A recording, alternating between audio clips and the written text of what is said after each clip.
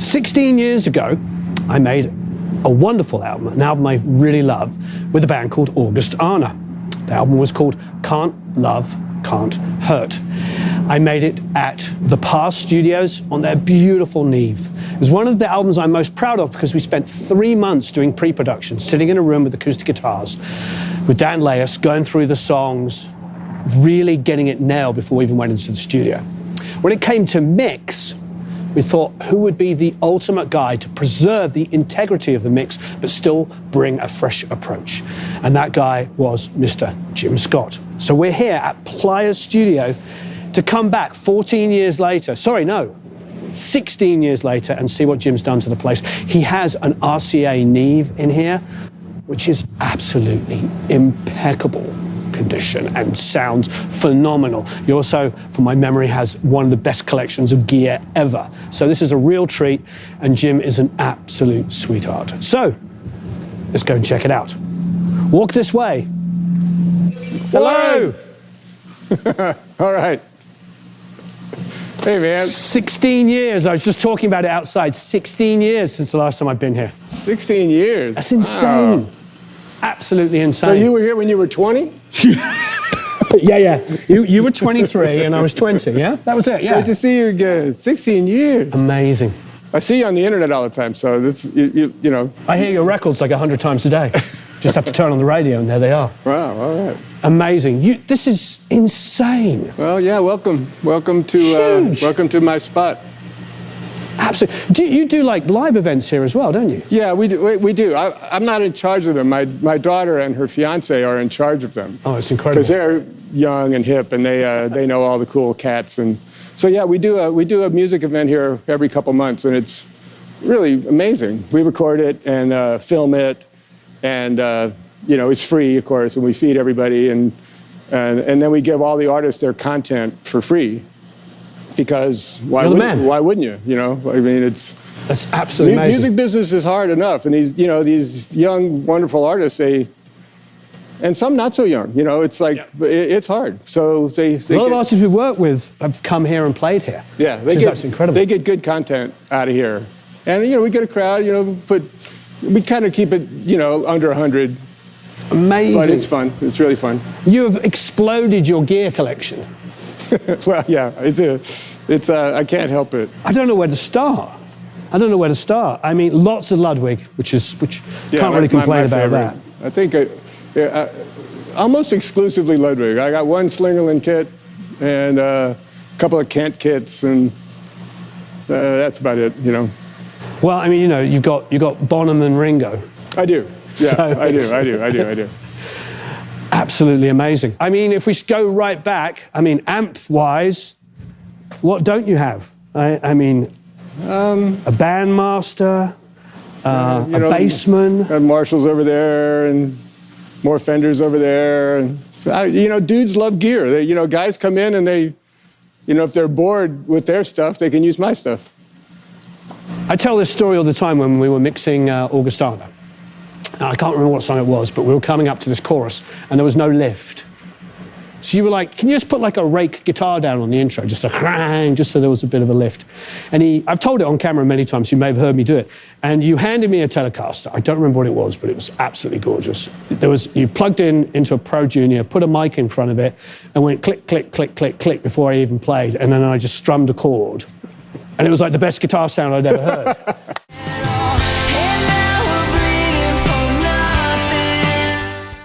And you're like, well, I've done this a few times before. I know where, and it was just like so instinctive. And I use that story all the time because there's no substitute for acquired knowledge. Yeah, well, I hope I didn't come across as a know-it-all when I said that. The opposite. It just seemed so relaxed and easy. You weren't making a big deal out of it. You just kind of went, click. Well, you know, there's an old joke about, you know, I don't use no pedals or nothing. I just plug it straight in and make it twangy, you know. Yeah, well, that's what it was. It's just, you know, amp, guitar. I went and bought a Pro Junior straight away afterwards. Yeah, good. Always good to have one. Yeah, they're all good to have, you know. It's incredible. Every decade was great. What a collection. Yeah. Space Echo. Oh, so is that a full PA? Yeah, everything in the warehouse is plugged into the studio and it's plugged into the PA, You know, Amazing. so all the keyboards are on, and you know, you can play drum machines. There's Take Me to the River.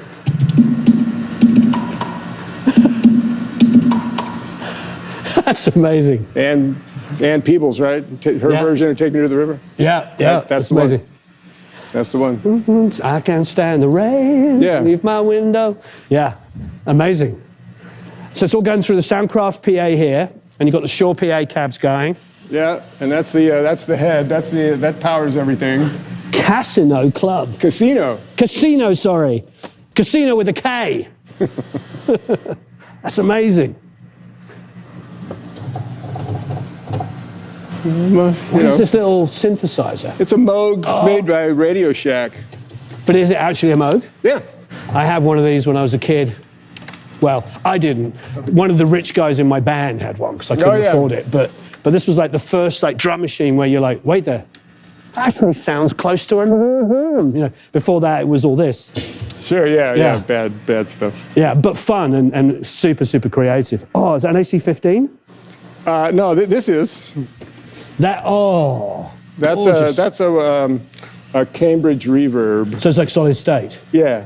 Right. So that's an AC-15. I got an AC-30 in the ISO booth that we use all the time, of course. So good. Yeah. And tape machines everywhere. Are you still trying to work on tape if you given the opportunity? No. No? Nobody can afford it. Everybody has 2 days to make a whole record, so we can't really run tape. It just is too slow. We obviously use them for effects. Right. And if you want something to sound like tape, I mean, the tape recorders work. They work great. But so we'll transfer the piano to the tape and then put it back into Pro Tools and line it up and, you know, cut it up so it's still in time, because the tape recorder, nothing runs on time once you get out of the box. But I'm not actually really in the box, because everything's an analog chain. I got a console, and I know the RCA Neve that you have. everything comes out of the. We're just talking about it outside. I'm excited to see it. Everything comes through a console, so I can't really recall a mix because it's all like real time. But it doesn't matter. My clients usually like the mixes anyway. Absolutely. More keys down here. Oh yeah. Oh, whirly. Oh. In the room, I don't know if it's being captured by the mics, but what a one. Oh. So, the breakup's amazing. Oh.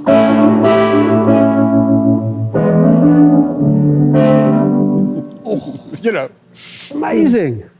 And we're hearing the reverberation in the room. No, there's reverb on the PA. What? But that as well. Yeah, that too, yeah. Great. Little whirly.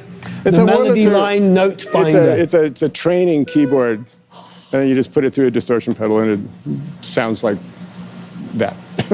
So good.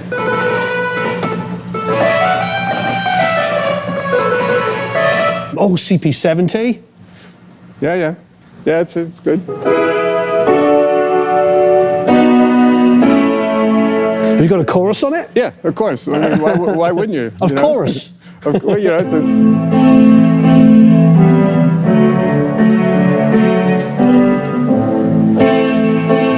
I mean, if you want to sound like REO Speedwagon or Keen, you got to have a chorus on there, right? Yeah, I love the CP70. When I lived in the north of England, our band, our keyboard player had one, and because it was the north, it was like the only one around. So when bands would come in to play this little club called the Front Page, they'd rent it from him. Oh yeah. And one night it was Dr. John. So I went down to this little club and Dr. John was playing. It was like, oh, Thank you. That's yeah, worth it. That's a memory. Yeah, like take it for free. Yeah. Oh, the string ensemble. Yeah.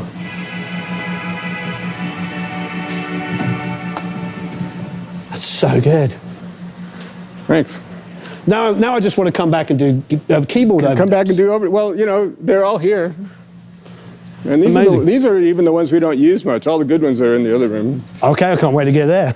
Do you have any idea how much gear you have? No. There's no list. So if one of these whirlies went missing, you wouldn't notice? This works, but you gotta turn the, turn the volume on with your knee. Oh.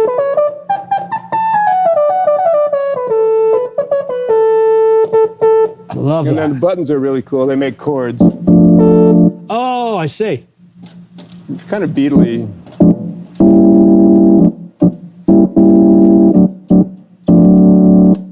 Yeah, you know. This is what's fun. You just come here and just explore. And there's more keyboards down here. I'm not even a keyboard player. There's more everything everywhere. everything? You know. More consoles and Studio Master. I remember being a kid in England. This was like what everybody had with their PA was the Studio Master. yeah. That used to be the warehouse PA, but I needed more channels. It's pretty these were small. great. This was like the affordable console that you could get. You know, it's great. Stradivarius. Yeah, right. Oh, Jaguar or a Jaguar, Vox Jaguar. This is just absolutely superb. And the obligatory, Somebody might want it. Toy keyboard with built-in sounds and everything. Yeah, somebody might want it. Yeah. I'm not sure who, but Wow, amazing. And a motorcycle. oh yeah, you know, you got to live dangerously.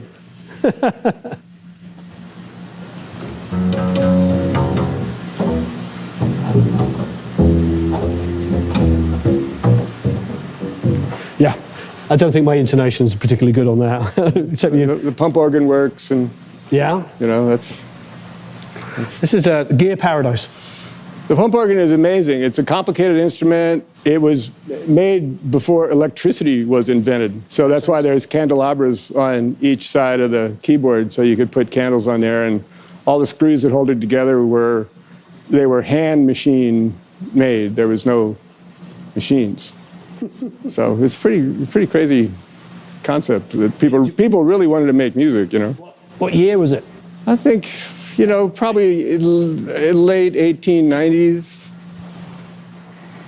And Those are Gates mic pre's. oh wow, Yeah. just hanging out. Yeah, you know. Just hanging out. Well, I like them, but you know, I've got a bunch of Neebs in the other room that I like better. So.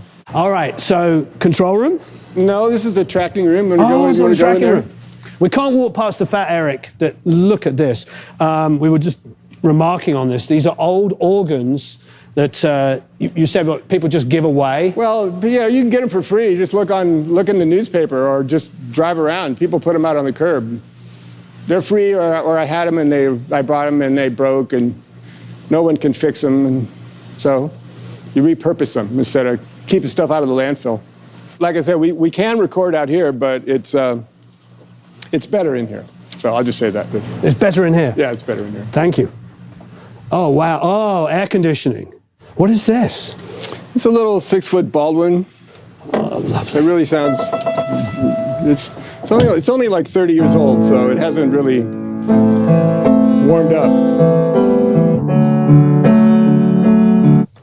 Oh, wow. Can you come? Yeah, I see what you mean. It's nice and cool in here, and you've got the piano room, you've got a vocal overdub room there. A vocal booth. Vocal booth, sorry. And there's another piano in there too. And yesterday I had a singer and an acoustic guitar player in here, and it was fine. You know, over the years, people have said, "Man, I really need to have or back in the old days when we'd be down at, you know, anywhere, people say, "God, I got this great idea for a Wurlitzer." And you'd be like, "Oh yeah, okay. Well, let's rent one for tomorrow." And then tomorrow, you know, you pay and it shows up, and they go, "I forget what I wanted to do." You know, yeah. So I've just tried to have everything ready for people in case they have a bright idea, because that's what creative people do. I remember asking Jeff Emmerich about why he used the AKG D19, and he goes, because it was plugged in. Yeah. Oh, sure. Well, having something to hand, ready to go. You see, I use a lot of inexpensive microphones because they're there and they sound great. And if it's good enough for Led Zeppelin, it's good enough for me. You know, it's like some beautiful RCA's there. Yeah, those are nice.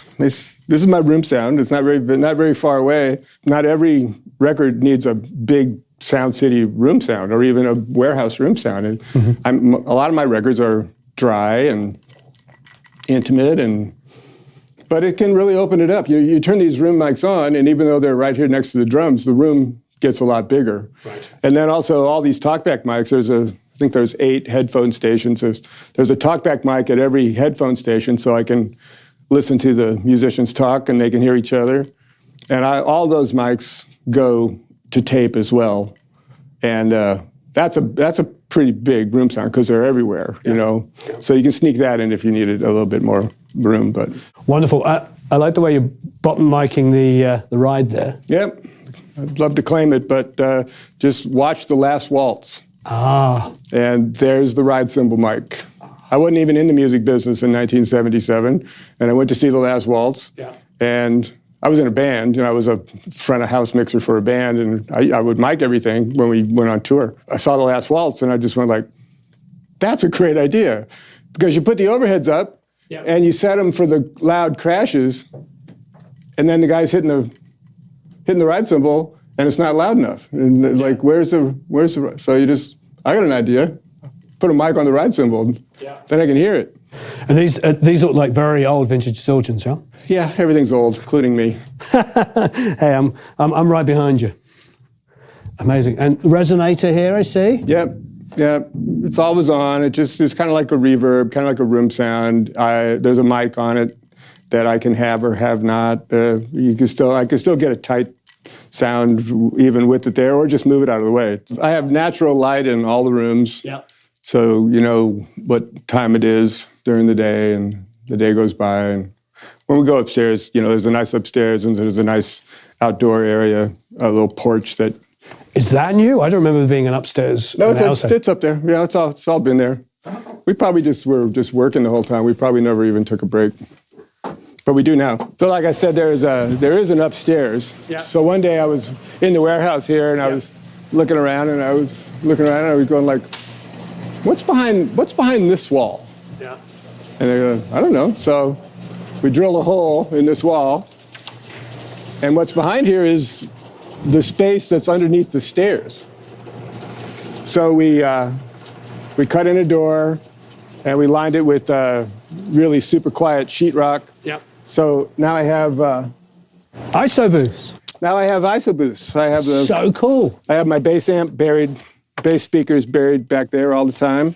Yeah. And I got room for, a lot of guitar amps. There's, these little bins are really nice for guitar amps, and then there's still room to walk in. And my Leslie for the organ is behind here. And so cool. So it's not.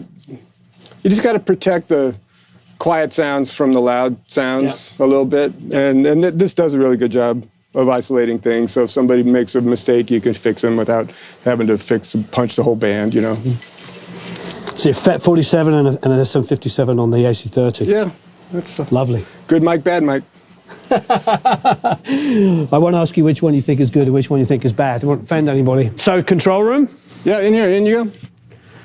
This is quite exciting. I haven't seen the Neve.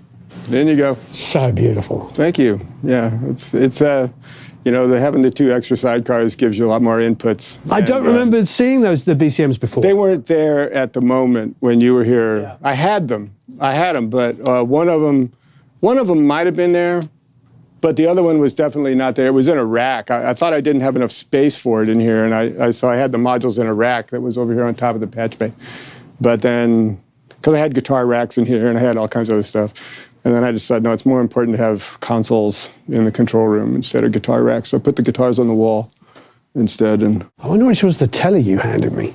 I only have one. It's out there next to the piano. It's a first year made in Japan Squier. They've made American parts, and they shipped them to Japan to be assembled. Right. And sent them back first year.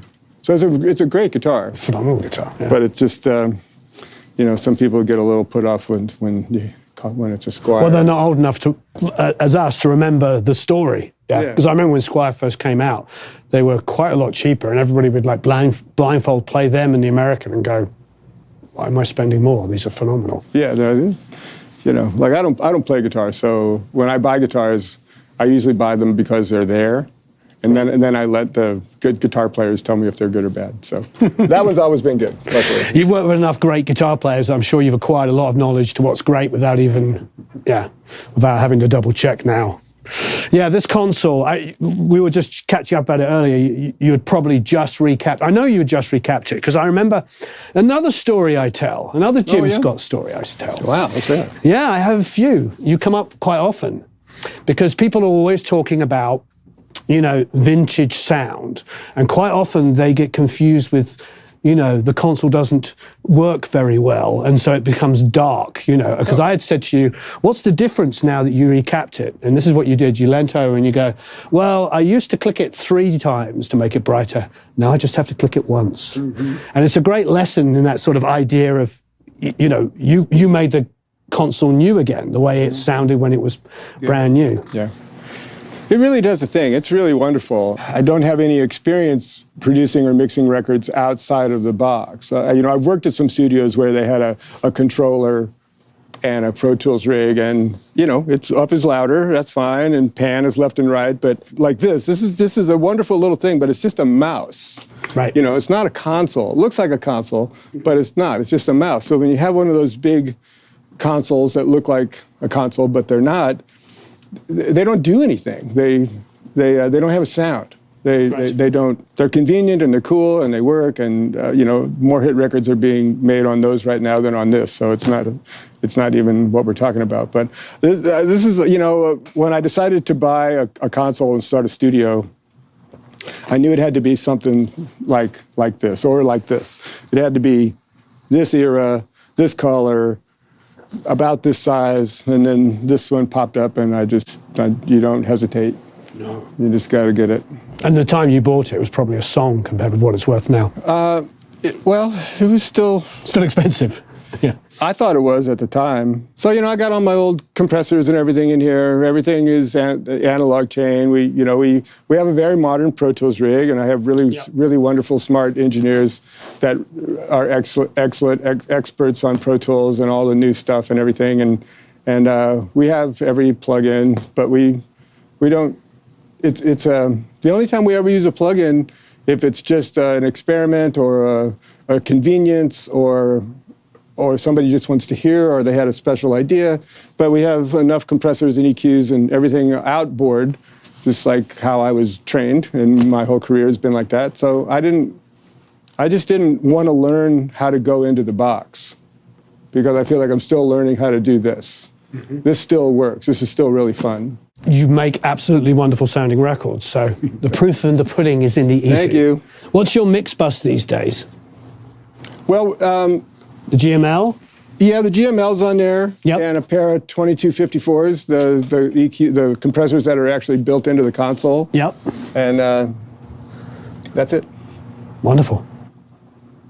That's it. The console only gets so loud, but records are louder than this console is. Right. So when I master records, when I get my records mastered, I have to really, I've always used guys that are sensitive to what sound I'm sending them. But mastering engineers, in my opinion, have a really tough job, because I think most people want it louder, brighter, bigger, deeper, wider, fatter, everything, more. And I kind of like the sound of the records that I make. You know, back in the old days when I didn't like the sound of my records, and I'd have somebody amazing like Richard Dodd or Bob Ludwig or Stephen Markison or, you know, one of the greats do my record, they always made it better. But as time goes on, I like the sound of my records, and I'm pretty sensitive to the extra compression and the extra hype and the extra top end and the extra bottom. I mean, I could make it sound like that because I know what that sound is, but I prefer not. So but you have to be competitive, and you have to give the people what they want, especially your artist, and it just takes me a week or two to get used to the master. I can't just check it in one day, because I usually hate it. But after about a week, I like it. So it's fine. It's all good. Just part of the business. And You know, Pete Lyman in Nashville at Infrasonic has been doing all my records for about the last 5 years. He's spectacular. He's wonderful, yeah. He's sensitive, he's wonderful, he's musical, he's cooperative, he's on it, you know. And he has a sort of old school mentality. Yeah, he's not trying to be the youngest, hippest, whatever. He's trying to, as you say, keep the integrity of the recording. Yeah, no, it's good. You know, it's so funny, like, are people even buying CDs? Why do you have to master anything now? Just to make it louder? It's just people are just streaming stuff. Yeah, I mean, that's true, because streaming services will turn it down if it's too loud. They have a... So, and if something is too smashed and it gets turned down, it ends up sounding tiny. Yeah. So it's a good point. I think the kinds of artists that you work with do still sell, they probably actually sell a decent amount of vinyl. Because they do. Yeah, they could sell a few thousand copies of vinyls at like $40 and make really good money, a great income. And their fan base wants to buy something, a gatefold, and they look at the photos and read you know, that's missing from the experience that you and I grew up with, which was just so wonderful. Yeah, vinyl's good. It's hard to get vinyl to sound good for me. That's another thing that I have a problem with. It's not like the good old days when you'd actually go and watch somebody cut it. That was so exciting, and it sounded so much better, and it was just like, oh, now we finally, after all these months, we finally have something that sounds like a record. And now, oftentimes, I get vinyl to approve, and it just sounds terrible. It's not better. So you have to be careful what you send them, and you have to find somebody that's going to do it, not just a place that's going to do it. Because if it's just a place, they just take your file and stick it in, run the lathe, come back 30 minutes later and say, here it is. You know, they don't do anything. They don't try to make it better. They don't actually try to make it fit on the vinyl in a beautiful way. They just put it on the vinyl. Right. And I get it. It's expensive to sit there all day long. And then why would I want some guy trying to change the EQ curve just because he thinks it's better? You know, you need an expert. And I'm not sure that the people that are just manufacturing vinyl are experts at sound. They're probably experts at cutting vinyl, but I get a lot of bad vinyl. Holes not in the middle of the disc and distorted. And do you have a favorite person you like? No. I would trust Pete Lyman. I always ask him to help me approve. Right. And then I just trust, you know, my manager, Gary Waldman, and myself and the artist. If you've got time to listen, you know, it takes a long time. You got to listen and you make notes. And then they say, well, it's just you're pressing, you know, that noise really isn't there. It's like, how do I know that? You know, I'm hearing it. I don't know. Yeah. Not my favorite part of the thing. Yep. No, I fully understand. And now, of course, being in digital, we have so much more extended low end and high end. Yeah. Vinyl wipes off quite a lot of that. Low is just not achievable. Well, this is such a beautiful concert, and I have such great memories of being in this room. In some ways, it feels like yesterday, although even though there's extra BCM 10s in here. But I remember sitting on that chair. Oh, what have you got hiding in here? Is it? Oh, it's the upstairs. We can go upstairs if you want. The upstairs that I've never seen before. Oh, wow. Probably get a lot of hanging out up here with the bands and stuff. Well, you know, it is a nice big space. Back in the day when we had a little bit more time to make records, you know, you'd take a break and play ping pong and darts and watch TV and do stuff like that. There's really no time for that anymore. This is it's like a real destination studio. You can come here. It's wired up here for headphones and mics and video, so I can use the whole upstairs as an ISO booth. Like I've had a horn section up here when I've had a whole rhythm section and singer and everything downstairs going, and the cameras can work on the TV and the headphones come up here and the mics are up here and everything. What's kind of cool is look out that window, walk over there and look out that window. No substitute for space, you know? No, it's incredible. How long have you been here? 18 years. So you were only in here a couple of years when I came by? Yeah, I did my first session in January 2006. Bought the console in October of 2005. And we thought we were going to have to kind of rebuild it and recap it and fix it and do everything, but it worked. So we were like, oh, it works. Did it come straight from RCA, or did it have a No, home in it between? belonged, I bought it from Kitaro. He bought it from RCA. So RCA had it from 74 to 95, and then he had it from 95 to 2005. You and I know who Kitaro is, because, but I don't know outside of LA whether that means anything, but he was going around buying everything, wasn't he? Well, I didn't know that about him. I just thought, you know, there was that period in the 90s with the Windham Hill and the beautiful instrumental atmospheric music, and it was great. I mean, he was fantastic. And I think he finally, because his music was so delicate and beautiful, not really rocking, you know, so I'm sure that any little grumble or distortion or snat in the Neve would be deadly for him. So he maintained the Neve beautifully. He did, yeah. And it barely got used. He only made 6 records on it that I know of in the time that he had it, and it was in his private studio. It wasn't a commercial studio. So most of the time it was actually off, which can be good or bad, but I think it was on and off just enough so that it was stayed real healthy. So we make our own food here. Don't usually order any food in. Right. We have enough of a kitchen. I can feed everybody. We had 10 for lunch yesterday. You know, had a tracking date and a video crew and a manager and whatever. So we feed everybody in the kitchen. I make lunch and dinner. We come up and sit at a table, like have conversation. It's way quicker than ordering food. Sure. It's like, are you hungry? Yeah. I mean, go to the kitchen, make some food. By the time you would have picked a restaurant, the food's ready to eat, you know. By the time that piece of paper's been passed around 25 different people, and yeah. I know the routine. And this is also, it's a little hot, but you know, in the evening, it's kind of fun to come out here, or anytime really. But the sunset's over there, so we can come out here at sunset and just take a break. And there's Magic Mountain. Yeah, there's Magic Mountain. Just take a break, watch the sun go down, have a glass of wine. Don't have to stand, you know, have a smoke.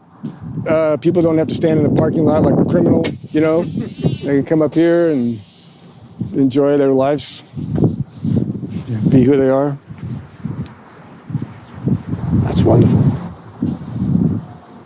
Almost all the artwork came from my friend Matthew Sweet. Do you know Matthew Sweet? The musician Matthew Sweet? Yeah, Oh, wow, yeah, of course. Almost all of it. There's a couple pieces from private artists, but yeah, he's a real collector of amazing art, and he gave me just about everything. Oh, that's wonderful. So, he was here doing a record, and this whole upstairs area was just bare and looked very industrial and office-like, and he said, you need some art, man. Oh, this is great. This is done with a palette knife. My father was a painter, he was an artist.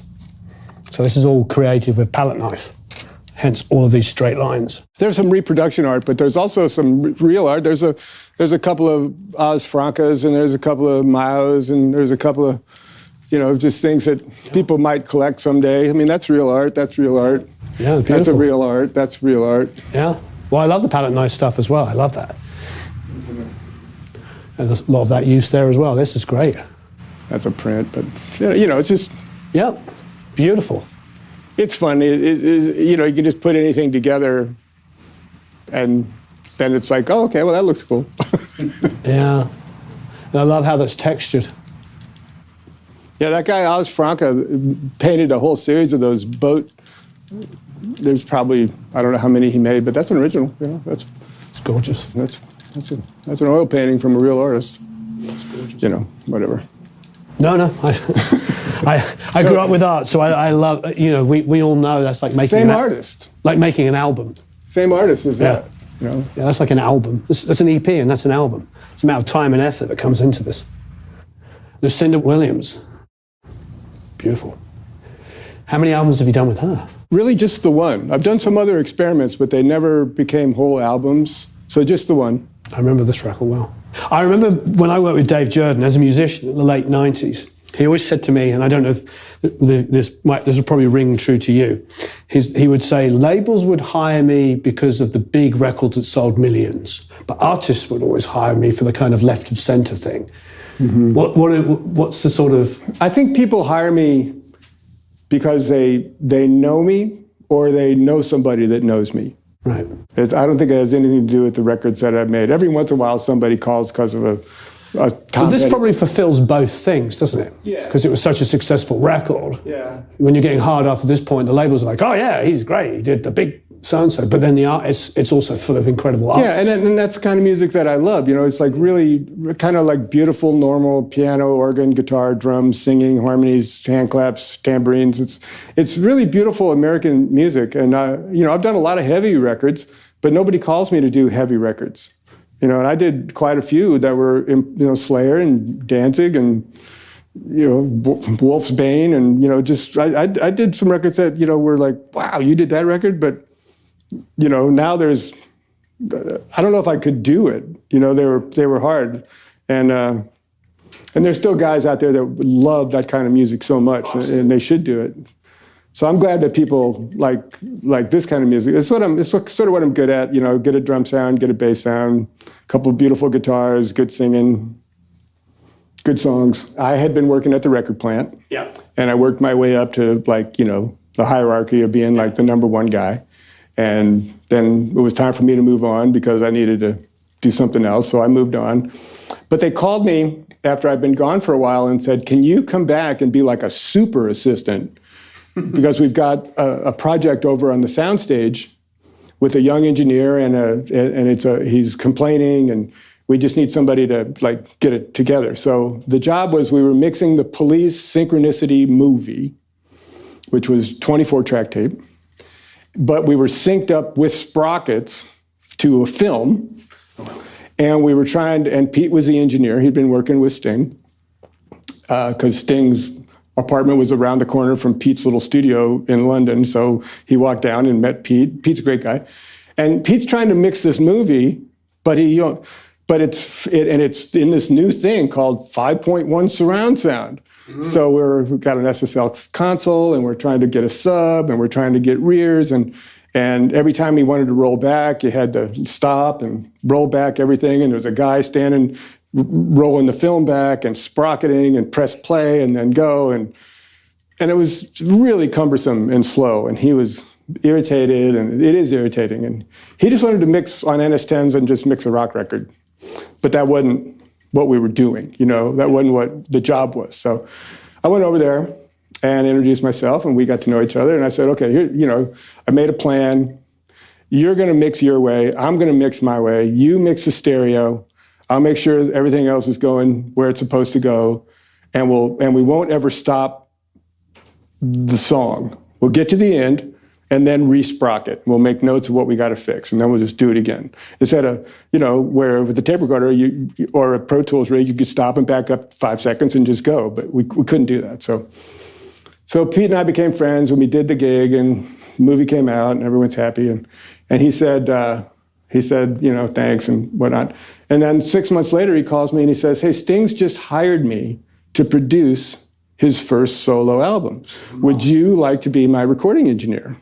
Nice. And I went, sure. So it was actually the first record I ever engineered as the first engineer was The Dream of the Blue Turtle. Oh, my hairs are standing on it. So we went to Eddie Grant's in Barbados. Wow.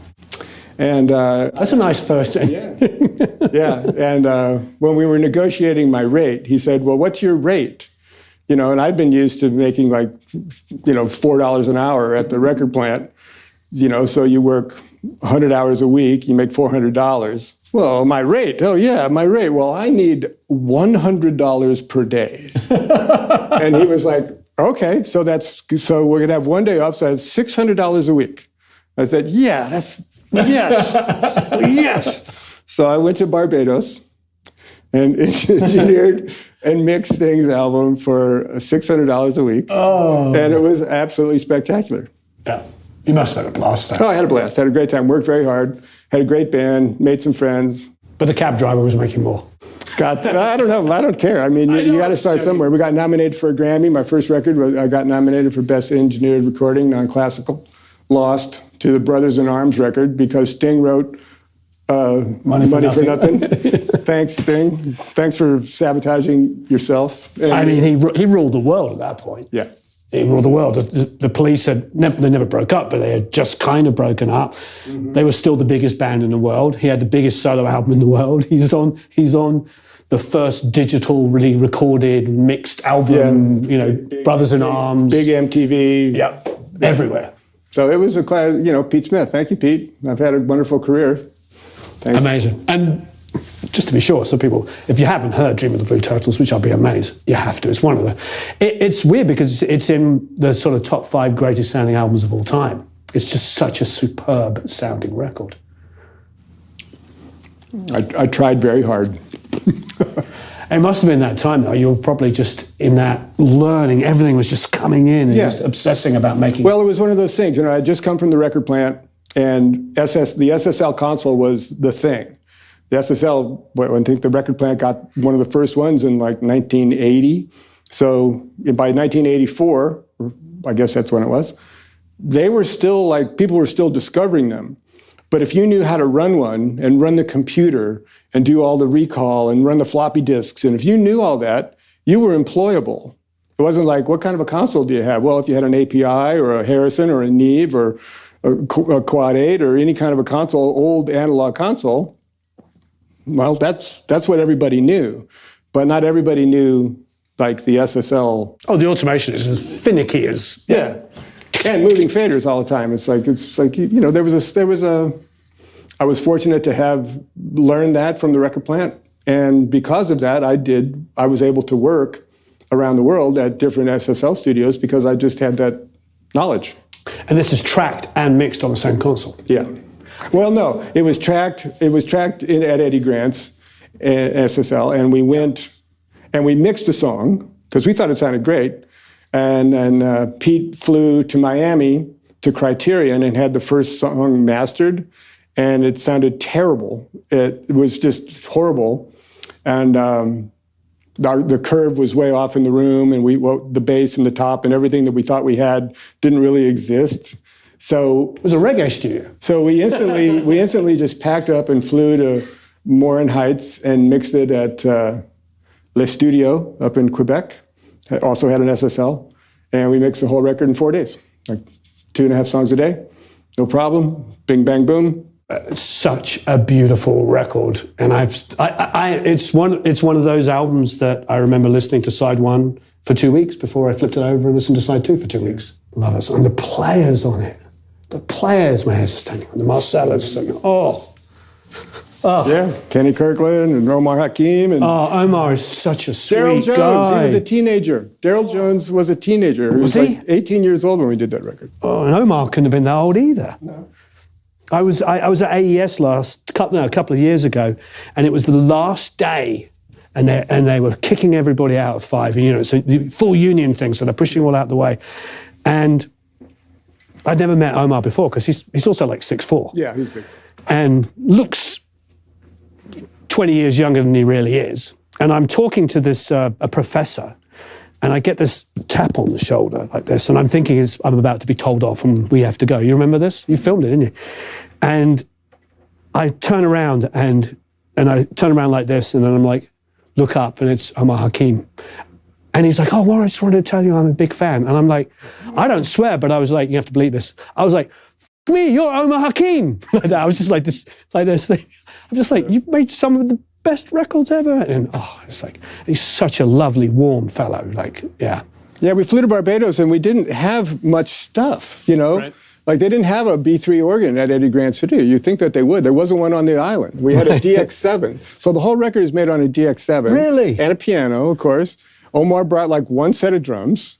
Right. Sting, brought like the one bass that he plays and a nylon string guitar, which he played on Moon Over Bourbon Street. And, there's no Guitar Center. If you need a string or anything, you had to order it and wait a couple days.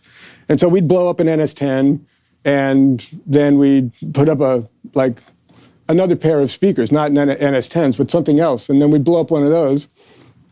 and then you couldn't get replacement parts.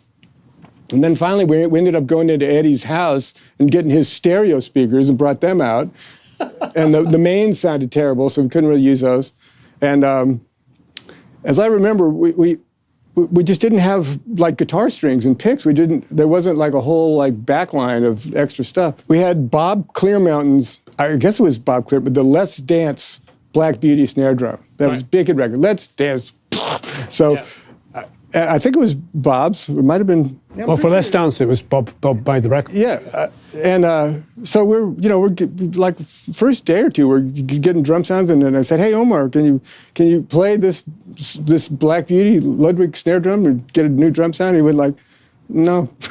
He was a Tama guy, and he had his Tama drum set, and he just liked the way his drum sounded. And I just like, in thinking back, like I think he was right. Like absolutely. It's just like nobody sent the record back because the drum sound was bad, and he just had his sound. It's like, no, I'm not trying the Black Beauty snare drum, the Let's Dance snare drum. It's like, I was kind of intimidated at the time, but I get it now. It makes perfect sense. Yeah, it does to me too. Absolutely. And again, like we were talking about with Double Fantasy, when it came out, it was one of those records that sounded so modern for the time, but you put it on now and it doesn't sound dated at all. Where so many records were trying so hard, as you're pointing out, to sound current. And the problem with all of this 80s stuff that sounded so current is a lot of it just sounds so out of date now. Yeah. But you made a timeless sounding record. Yeah, the same with, I feel the same way about Robbie Robertson's first solo album. That was made in the 80s, and it sounds like it could be made. I wish I could make that record now, I think it sounds really beautiful. Where did you make that? At the Village. Oh, of course, yeah. Was kind of his second home, wasn't it? Yeah. And speaking of Bob Clearmountain, I did have a chance to mix it, and they didn't like my mix. I mixed it with Daniel Lanois, and it was a little out there, and so they had Bob mix it, and if there would have been anybody else in the whole world, I don't know how it would have come out, but Bob mixed that record, and it sounds exactly like how I remember it sounding when I recorded it, but it's a beautiful sounding record, and it wouldn't have been as good as it is without him, and I'm sure other people have said it, but if you had a stereo tape recorder that you wanted somebody to just mix two faders, Bob Clearmountain would do it better than anyone. I believe it. He's not from around here, he's way better. He's the only guy that says, I don't solo, that I believe. Yeah, why would you? All mixers say, I don't solo, and then you go work with them and they're soloing. Because, but he just seems to just be in the song right from the beginning. Yeah, no, he's very, very talented and been doing it so long and just has the knack. He just knows how to get to the finish line. Very modest. Because I tell him that all the time. Whenever I see him, we're like, oh yeah, I just saw, next time I see him will be you. I just saw Jim, and he says, you're the greatest mixer in the world. And I'll be like, oh. Yeah. He's never been up here. I'd love to get him up here. I should get a call him and invite him. I must say, I use my Neve EQs, my Neve mic pre's on everything, except for my room sound. My room sound goes through my Apogees that Bob gave me. Oh. He gave me a little stereo pair of mic pre's years ago. And so my 44s go through that, and that's my room sound. Nice. Nice. Yeah. Well, I mean, if there's a guy who's famous for room sounds, it's Bob. So it's kind of, a little imprint. You've got a little bit of Bob there and there. Yeah. I remember hearing, obviously, I didn't know at the time, but all those Chic records that he made. Yeah, of course. And he was a teenager, just a kid. And then he told me with the Power Station that when they made the first Chic album, they hadn't finished building it, so there was no control room window. Yeah. So he had the console in there and the band playing, and they're all just, You're kind of like my place. There's no window. But I have cameras, so I can see. Yeah, but they had a big hole where the window was supposed to be. Just a hole. That's funny. Jim, thank you ever so much. That was a lot of fun. Thank you. So happy to come back here and see that beautiful console. And you got to come back every 16 years, That'd be awesome. How about we make it like 16 weeks or... Okay, deal. Amazing. 16 days. 16, yeah. We've got to think of something to come and record here. Okay, well, I'm ready. Good. We're set up and we're ready for you. That's incredible. There is a link down below to PLYRZ. You'll see it. It's basically PLYRZ.com, yeah? PLYRZstudios.com. PLYRZstudios.com. Thanks ever so much. I really appreciate that. You're welcome, man. Yeah, this has been great. Thanks, everyone. So long, farewell. Bye. Au revoir. Bye.